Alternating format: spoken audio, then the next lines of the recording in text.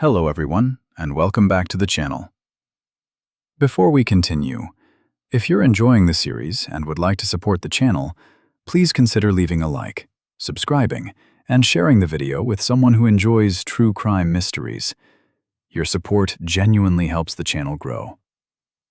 Now, let's return to Circleville and to one of the strangest unsolved mysteries in American true crime.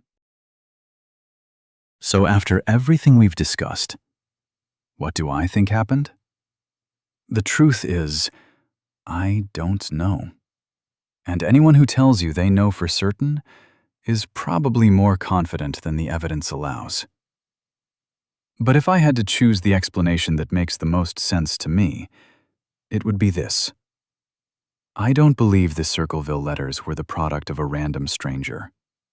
The writer appeared too familiar with the people involved, too familiar with local relationships, too familiar with the rumors and tensions inside the community. To me, the most likely explanation is that the author was someone from within Circleville itself, someone who knew the people involved personally, someone with a motive that felt deeply personal.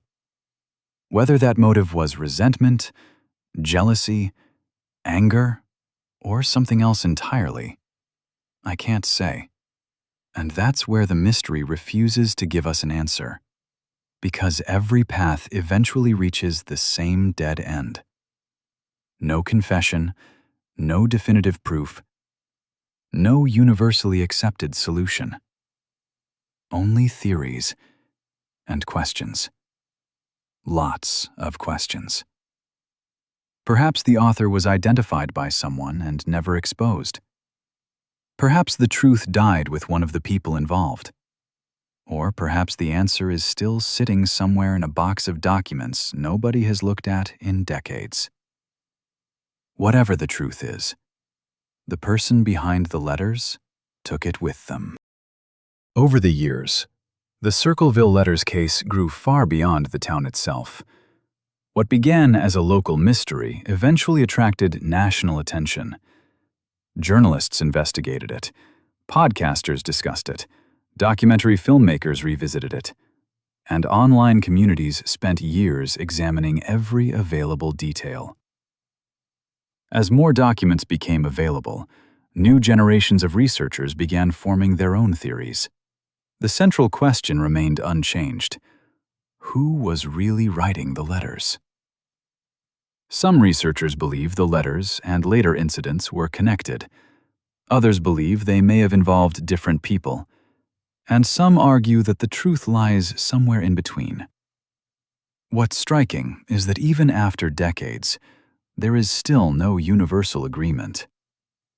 Not among investigators, not among journalists, and certainly not among the online community. As documentaries and interviews revisited the story, viewers were able to see some of the people connected to the case many years later. Older, more cautious, still living with events that began decades earlier. And perhaps that's one of the reasons the mystery continues to resonate. Because, for some people, this isn't history. It's part of their lives. A story that never truly reached an ending. One question keeps coming up. How did this case remain unresolved for so long? Part of the answer may be simple. The Circleville letters were not a typical criminal investigation.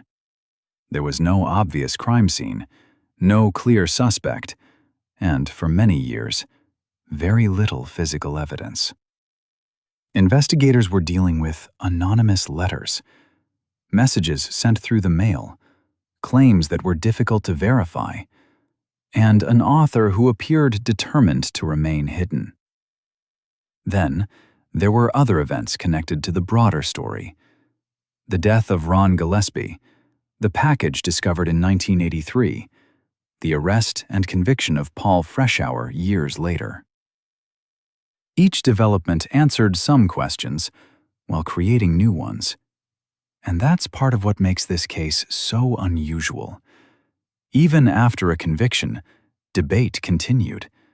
Not everyone agreed on what had been solved, and not everyone agreed on what remained unexplained. As the years passed, witnesses aged, memories faded, evidence became harder to revisit. Like many long-running mysteries, time itself became an obstacle. And perhaps that's the most frustrating part. Not that investigators lacked effort, not that people stopped searching, but that some questions become harder to answer with every passing year. And today, decades later, some of those questions are still waiting for an answer. Here's one of the details that continues to trouble people who study this case. Throughout the years, many of the letters appeared to contain information that felt unusually personal. Names, relationships, events taking place inside a relatively small community. Whether every detail was accurate is difficult to determine today, but the impression left by many recipients was the same. The writer seemed to know a lot.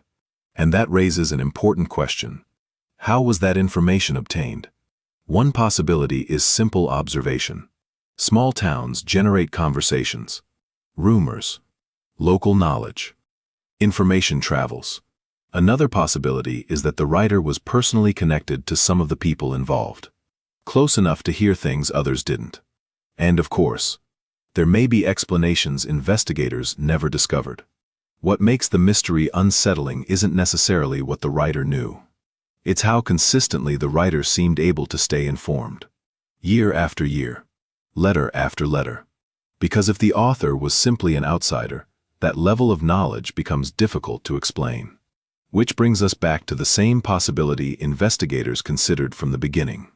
The writer may have been much closer to the story than anyone realized. Perhaps close enough to hear what others thought was private. Eventually, the investigation began relying less on rumors and more on whatever physical evidence remained. Envelopes were examined, paper was analyzed, typed documents were compared. Investigators revisited every detail they believed might move the case forward. Over time, attention increasingly focused on one man, Paul Freshour. His name had surfaced before. Now investigators believed they had enough evidence to pursue formal charges. In 1994, Freshour was arrested. Importantly, the charges centered on a specific incident connected to the broader mystery, not on proving that he had authored every Circleville letter ever sent.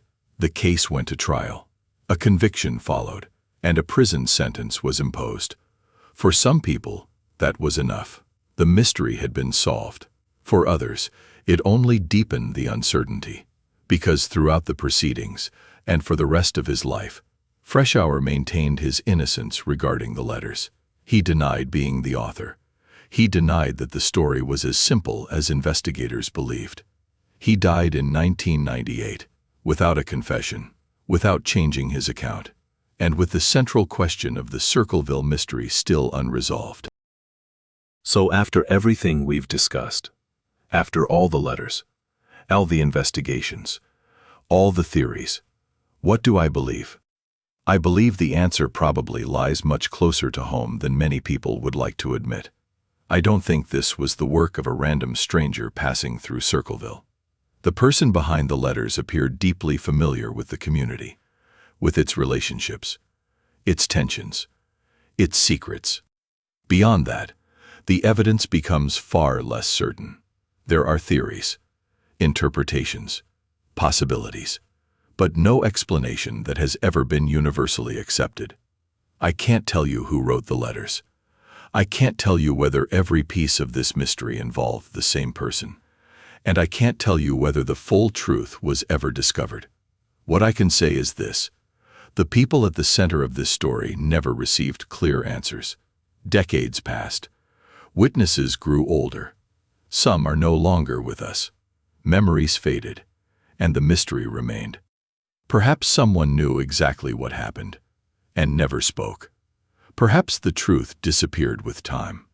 Or perhaps the answer still exists, hidden somewhere in records, memories, or details that were overlooked. But until that answer emerges, The Circleville letters will remain what they've always been. Not just a mystery about who wrote the letters, but a reminder that some questions can outlive the people who first asked them. There's one question I can't stop coming back to. What if the mystery was never truly solved? Even after an arrest, even after a conviction, debate continued.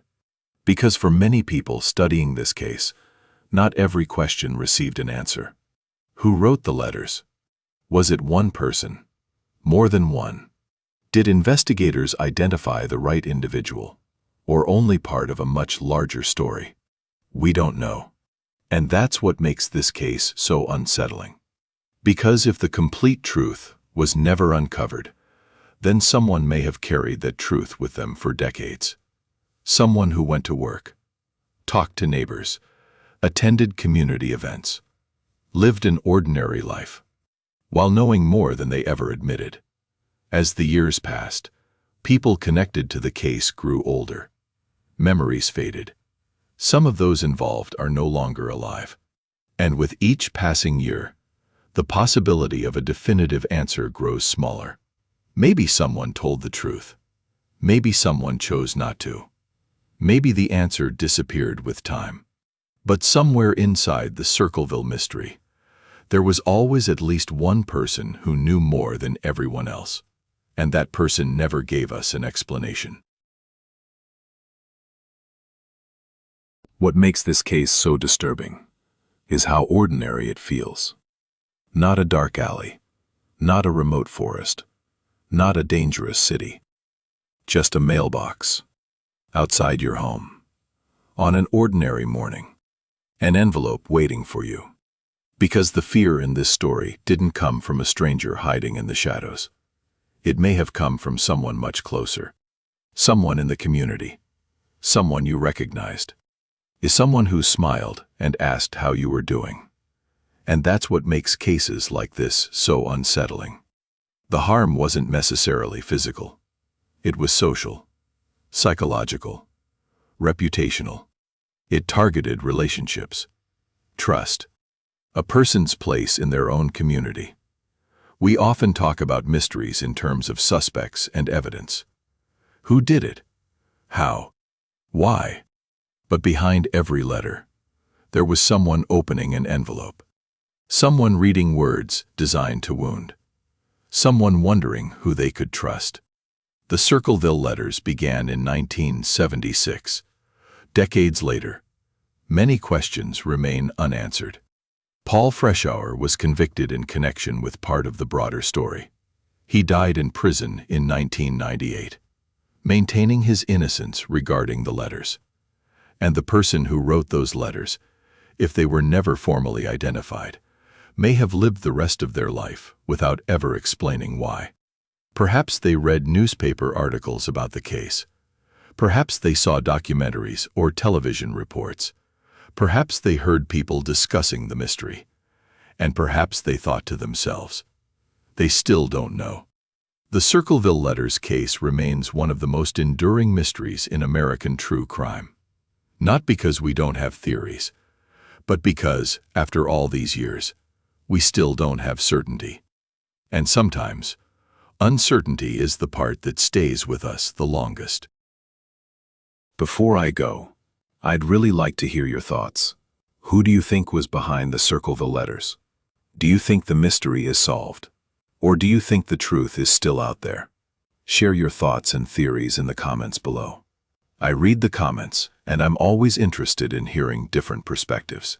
If you enjoyed this video and want to support the channel, like it, subscribe, and turn on notifications so you don't miss future videos. Thank you for your time. Take care, and see you in the next video.